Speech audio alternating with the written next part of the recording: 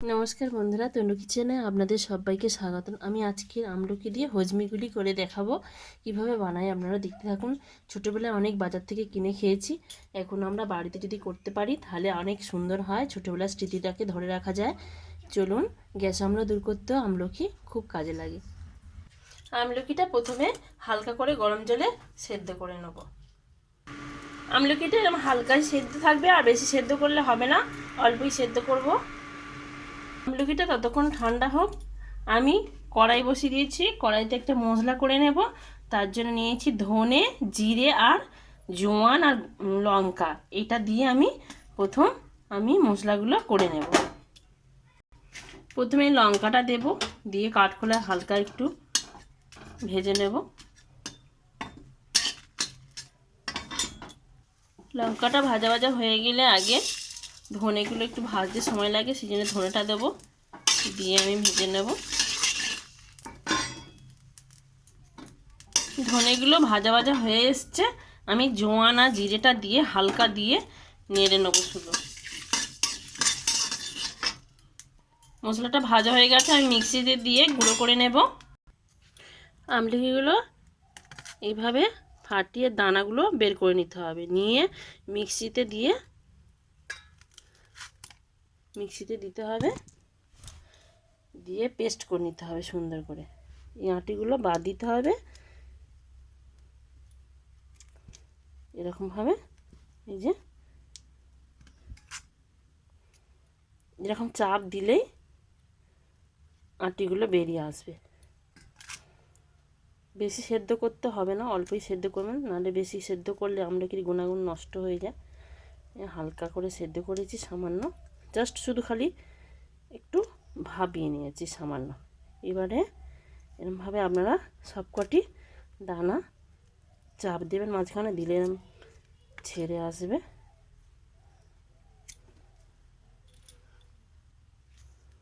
ব্যাস, আমার সবকটি দানা প্রায় বার করে নেওয়া হয়ে গেছে। এবার মিক্সিতে দিয়ে পেস্ট করে নেব। যখন মিক্সিতে দেবেন একটু জল দেবেন না, জল দিলে হবে না, জল ছাড়া পেস্ট করতে হবে। আর এখানে ভেলি গুড় নিয়েছি, এটাকে একটুখানি ছোট ছোট করে টুকরো করে নিতে হবে, নাহলে গুলবে না, দেরি হবে। কড়াই বসিয়ে দিয়েছি, আমি যে পেস্টটা বানিয়েছিলাম আমলকির, সেই পেস্টটা আমি কড়ার মধ্যে দিয়ে দিচ্ছি।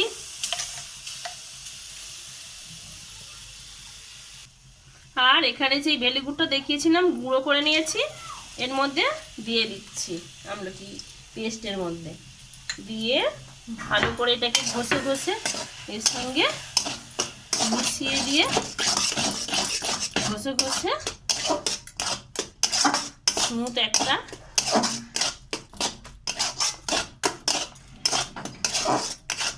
শক্ত ডো আকারে বানাতে হবে। এই যে এইভাবে এরকম যখন ঘষে ঘষে এরকম হয়ে আসছে, আমি এখানে একটু বিট লবণ দিয়ে দিচ্ছি। বিট লবণটা দিলে টক টক ঝাল ঝাল খেতে খুব সুন্দর লাগবে। আরও একটি টেস্টি হওয়ার জন্য আমি এখানে পাতিলেবুর রস দিচ্ছি, দিলে খেতে ভালো হবে। আমচুর পাউডার থাকলে আমচুর পাউডার দিতে পারেন, কিন্তু আমি আমচুর পাউডার দেবো না, আমি পাতিলেবুর রস দিচ্ছি। বন্ধুরা, এইভাবে বাড়িতে আমলকি করে খাবেন, অবশ্যই একবার বাড়িতে বানাবেন, খুব সুন্দর হয়। আমার এটা হয়ে গেছে, এই যে কড়ার গায়ে লেগে লেগে আসছে, এই যে তাহলে জানবেন যে হয়ে গেছে। এবার এটাকে আমি নামিয়ে হালকা ঠান্ডা করে নেব, থালায় ঢেলে নিচ্ছি। বন্ধুরা, এই মশলাটা দিতে ভুলে গেছিলাম, মশলাটা লাস্টে দিয়ে দিচ্ছি। মশলাটা দিয়েও এর সাথে একটু মিশিয়ে নিতে হবে, দিলে খুব সুন্দর সেন্ট হবে। দেখুন বন্ধুরা, আমার এটা প্রায় অর্ধেক ঠান্ডা, মানে খুব বড় মনে হয়, খুব ঠান্ডা না, এরম হয়েছে। আমি ছোট ছোট করে একটু পিস আকারে কেটে নিচ্ছি।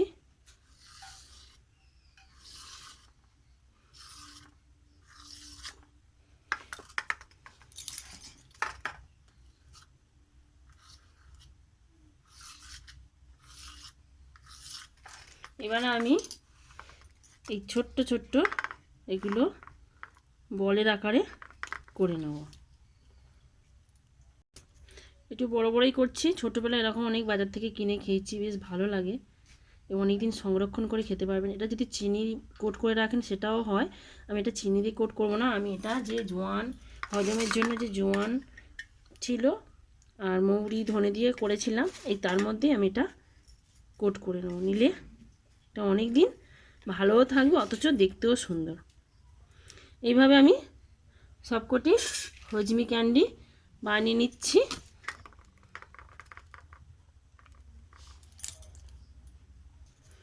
আমার এই ছোট্ট চ্যানেলে যে সকল বন্ধুরা আমার এই হজমি ক্যান্ডি দেখতে এসেছেন তাদের কাছে অনুরোধ রইল, যদি আরও নতুন নতুন ভিডিও পেতে চান আমার চ্যানেলটি সাবস্ক্রাইব করে রাখবেন।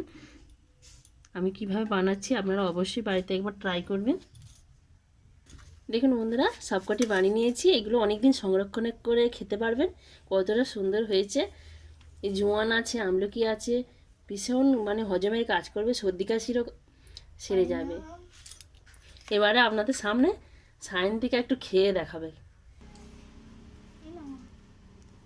কেরম হয়েছে, বলো খেয়ে। পুরো লজেন্সের মতন না? হ্যাঁ, দারুন, ফাটাফাটি, দারুন। ঠিক আছে বন্ধুরা, নমস্কার। আজ এই পর্যন্ত, আবার কোনো দিন দেখা হবে অন্য কোনো ভিডিওতে। টাটা।